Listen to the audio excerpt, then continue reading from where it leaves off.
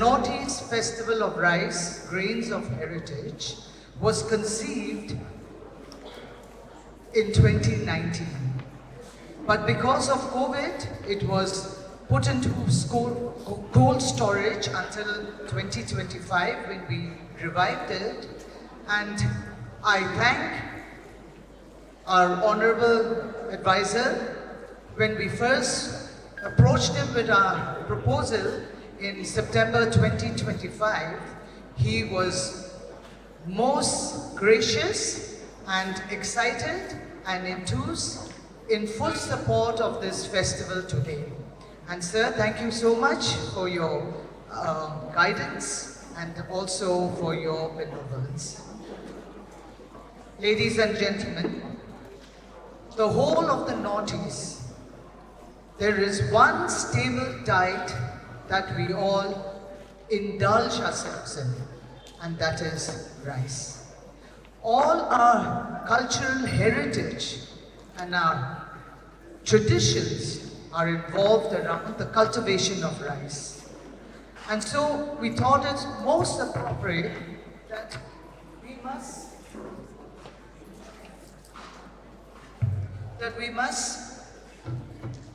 celebrate rice together. And so today, on the platform of this stable diet, we have delegates from all the northeastern states of India. And I would like to thank all the people here who are representing the states of Meghalaya, Arunachal, the states of Mizoram, Meghalaya, Manipur, Nagaland, and all the ICAR centers who are here today.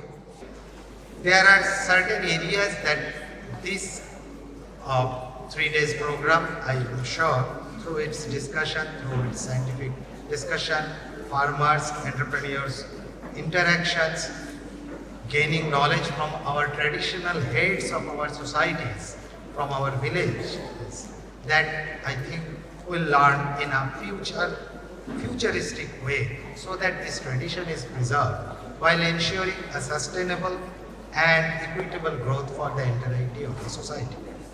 And what are those major paths that we should look forward?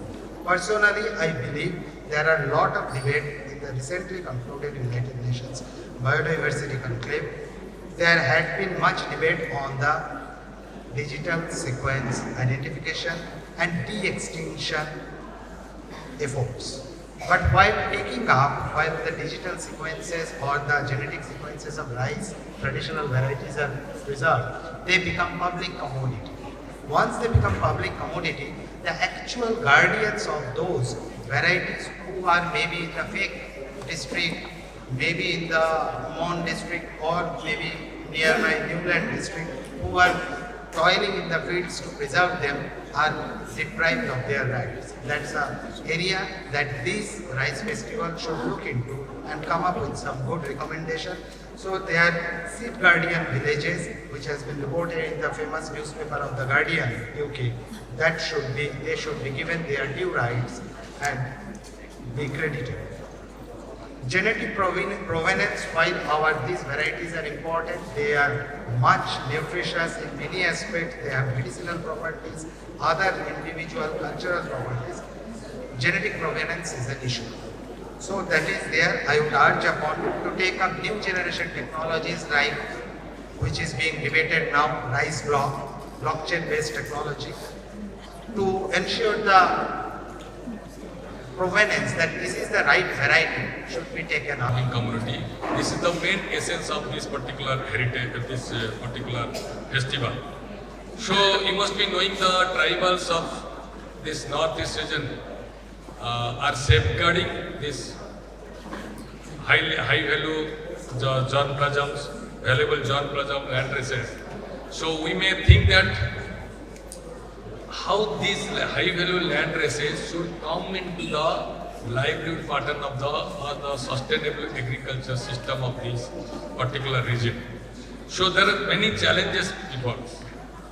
Though it is cultural and culturally woven with this, it is beliefs, traditional, everything, it is interwoven with the tribal culture, tribal belief, tribal traditions, everything. They are not ready to some this idea also.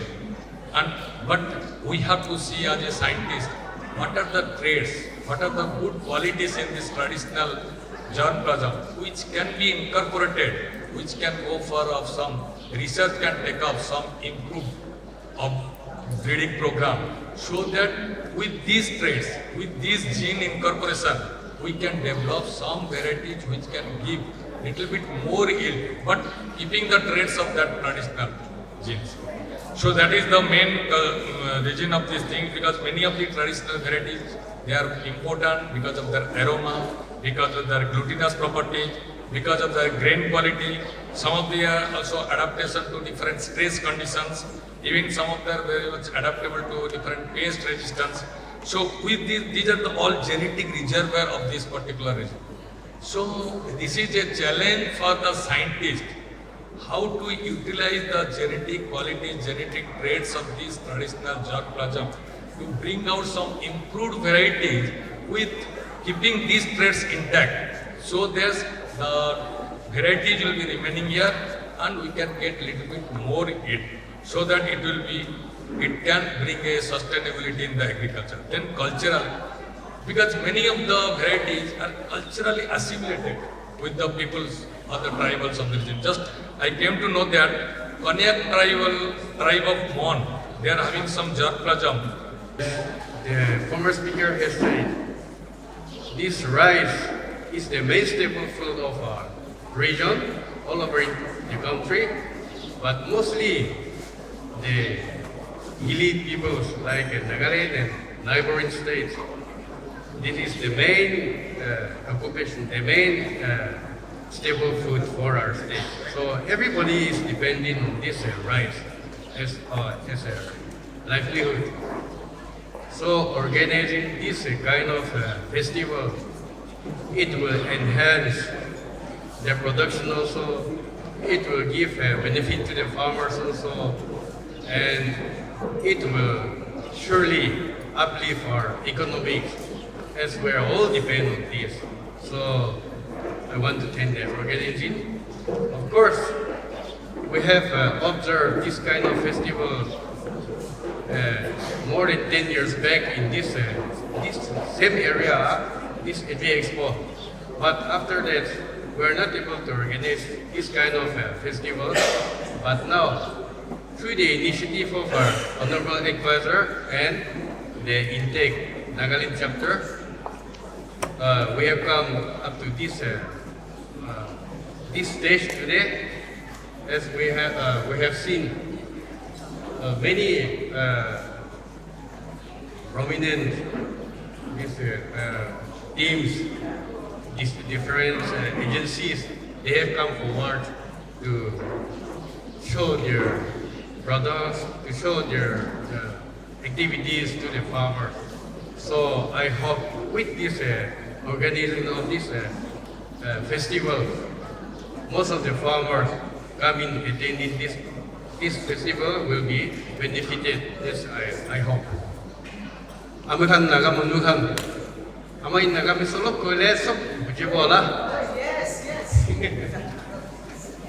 Ami ide ahigine bishi kushi payase, especially our INTACH team, and with the initiation of our advisor, inika bishi sal hoje ami kami itu festival to organize kuribole na para hogine thakje. But itu festival khali yearly te nohoi kini itu whole year te thakibo lage.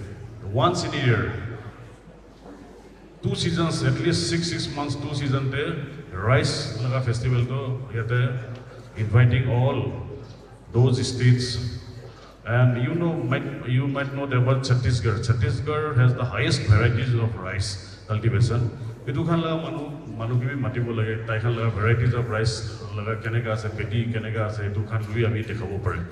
To rice laga কি সামান খান আছে কেনেকা আমি preserve কৰিব পাৰে আৰু ডেলিকেচিছ খান কেনেকা আছে এইটো বেছি ইম্পৰ্টেণ্ট আছে সো টুডে আমি খান বাহাৰতে যাতে আলাগ আলাগ ভেৰাইটিজ লগা ৰাইচ পায় বাসমতি এইটো খানটো ইয়াতেতো নহয় হ'লে খাই কিনি বেছি ভাল লাগে হ'লে মুখালা ৰাইচটো যেনেকা यू हैव हर्ड, आप लोग को मालूम है बेम्बो राइस हम लोग जो जला के खाते हैं वो तो अलग एक टेस्ट है. तो बेम्बो राइस भी अभी हम एटू आरो प्रमोट करबो परबो लगे. That is the tribal culture here in ethnic tribes. Bamboo rice के साथ हम लोग चिकन, मटन, पोर्क जो भी है कुछ भी डाल के खाइए, एक अलग टेस्ट है.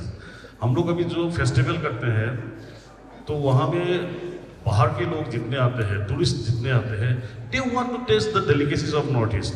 Not in a general way जो ओरिएंटल या कॉन्टिनेंटल फूड के हिसाब से नहीं करते, बट ट्रेडिशनल वे हम लोग राइस कैसे बनाते हैं, बैम्बू में राइस कैसे बनाते हैं.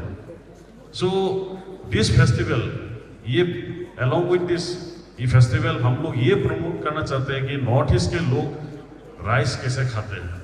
ये खाली प्रेशर कुकर में दे दिया, ये सिस्टम नहीं होना चाहिए. How our elders, how our ancestors have cooked rice in earthen pots and in bamboo. ये भी आप चख के देखिए क्या टेस्ट है. सो राइस का मतलब क्या है, आजकल सोलर कुकर में बना दिया, आजकल प्रेशर कुकर में बना, तो टेस्ट अलग हो जाता है. आजकल तो ज़्यादातर राइस खाने से डायबिटिक हो जाता है, क्योंकि है कि नहीं. पहले तो राइस का जो ये स्टार्च जो था उसको फेंकते थे, आजकल तो फेंकने के लिए जरूरत ही नहीं है, प्रेशर कुकर में ही सूख जाता है. That's why lots of diabetes हो रहा है ये सब. तो ट्रेडिशनल वे में जैसे राइस बनाते हैं उसको हम लोग, क्या है सिस्टम, क्या है हमारा नागालैंड में, क्या है अरुणाचल में, क्या है असम में, क्या.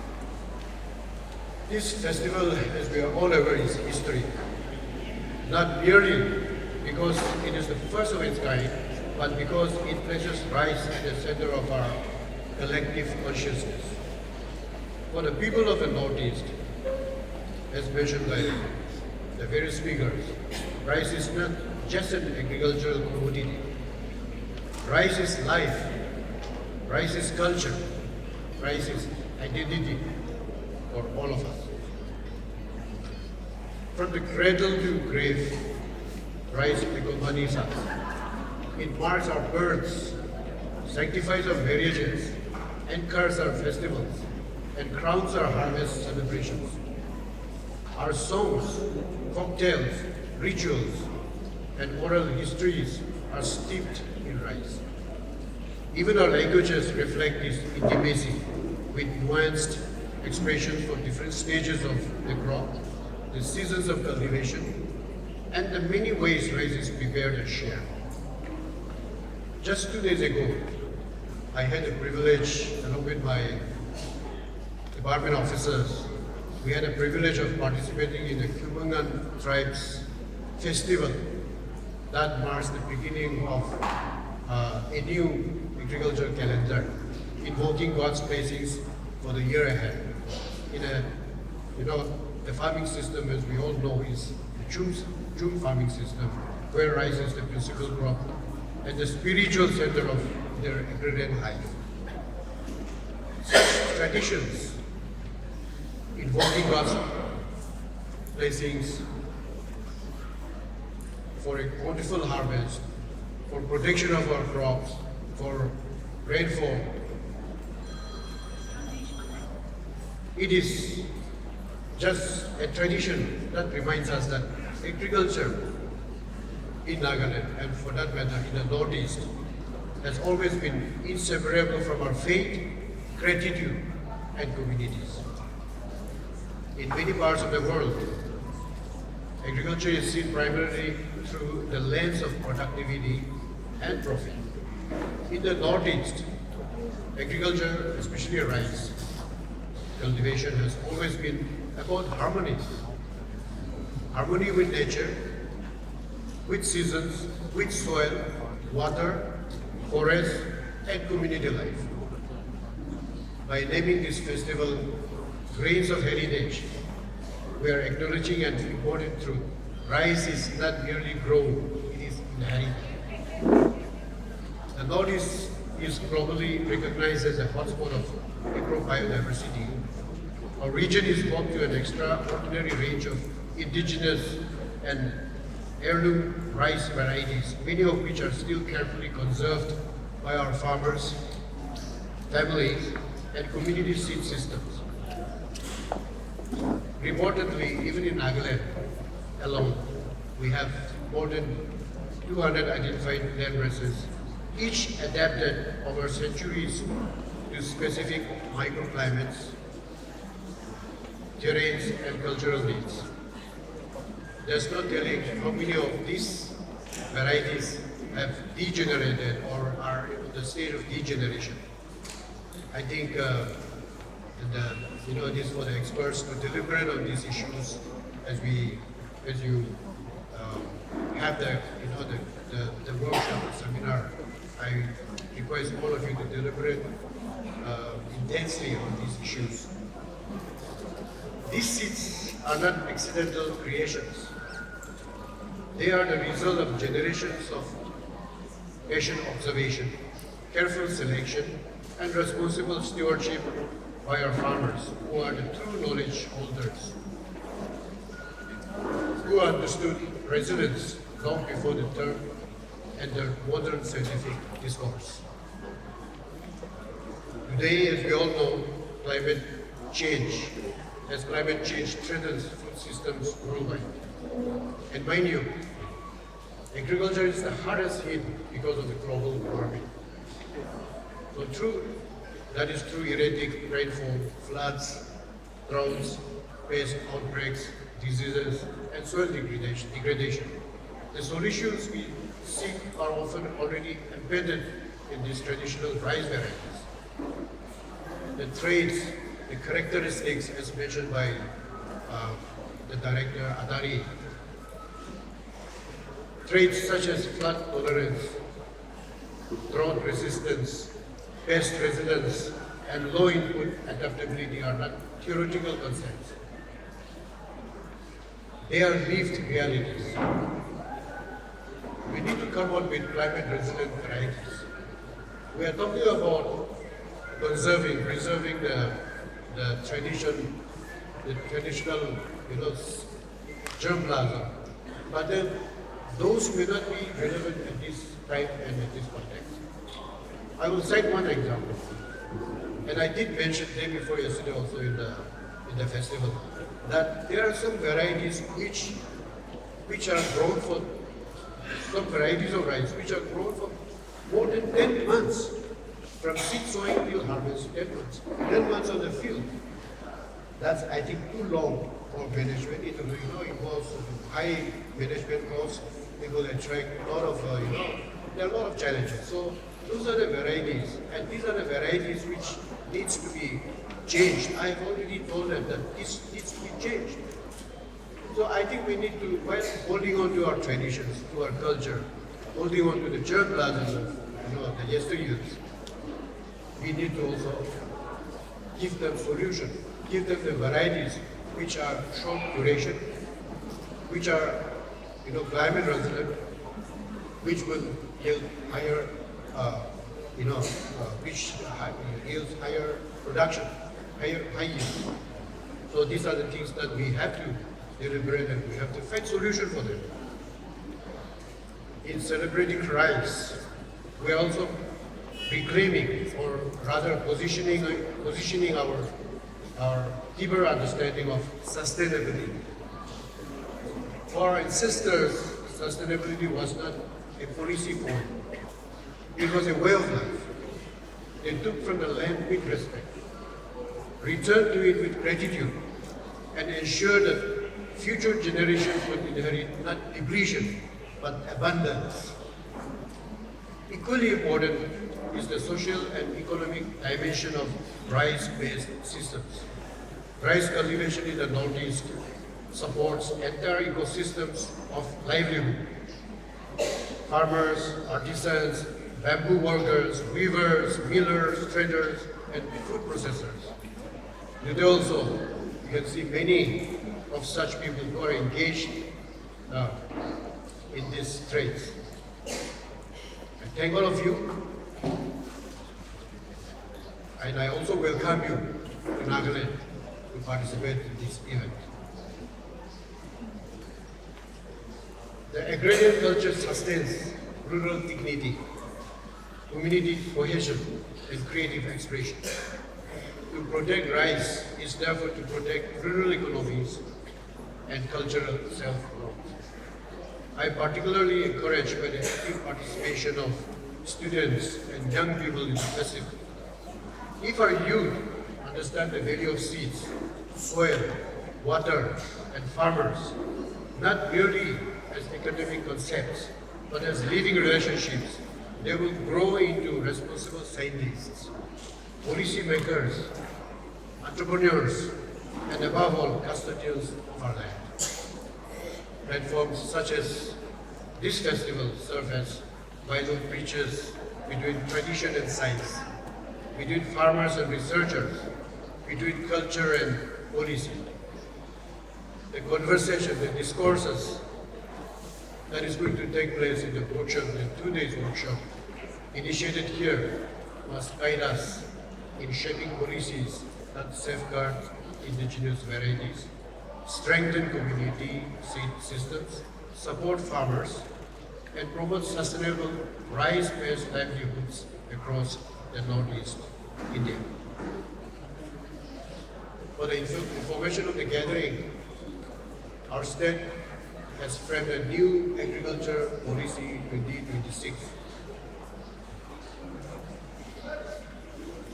So, to implement this, of course, this is yet to be built. It is a matter of time. It is already approved by the cabinet, and it is going to come up. Now, to implement this, we look up on the scientists, on the researchers, and also in a platform like this, in the deliberation, in the workshops, your recommendations will be of great value in implementing the policy, the new policy that we have come up with. So as we inaugurate this festival today, let us reaffirm our shared responsibility to conserve our seed heritage, to honor and support our farmers and traditional knowledge holders, to inspire and empower our youth, and to ensure that rice continues to nourish both our bodies and our cultures.